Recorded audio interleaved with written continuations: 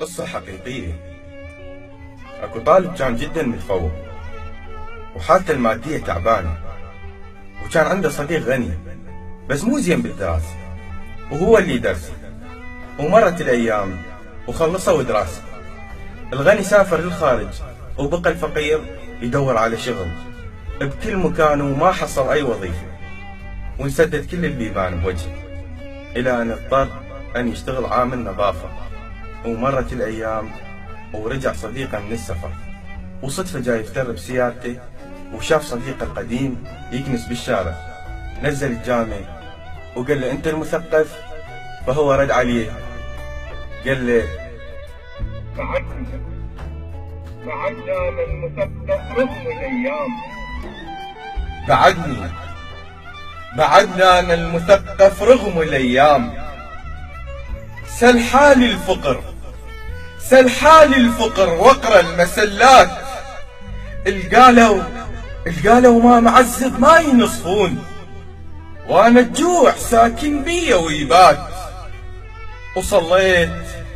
وصليت وصمت وقريت قرآن، ويحرجني الخمس كيف العبادات. الحيل يروح مني من ادخل السوق، وابني وياي واحكي له البطولات. ولو قال لي اشتري له تنفس الموت، الترس جيب الهوى تخنق المحلات.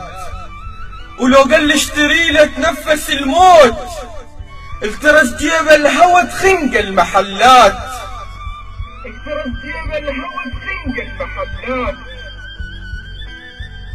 قريت الدنيا كلها جلاد بجلاد، وكتبت ابحاث واحداث ومقالات، بس تفاجأت من وشل الحيل ولا قرصة خبز بيها الروايات.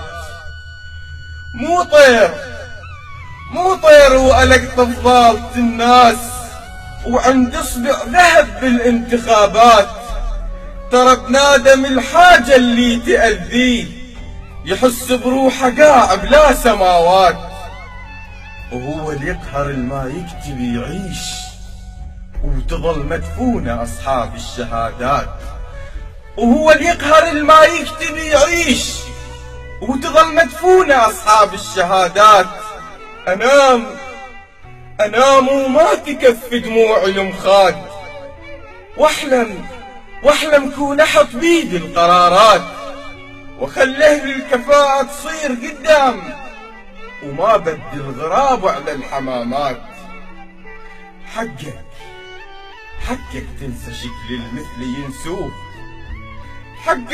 شكل المثل ينسوه، وتجاعيد الوجه أكبر دلالات.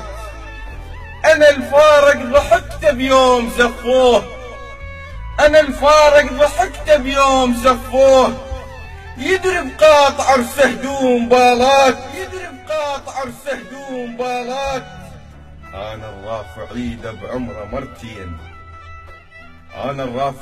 بعمره مرتين، بس وقت الدعوا لو يم علم فات. وهذا أنا العشق كل ذيك الأيام، تشرب دم أخوة الانفجارات.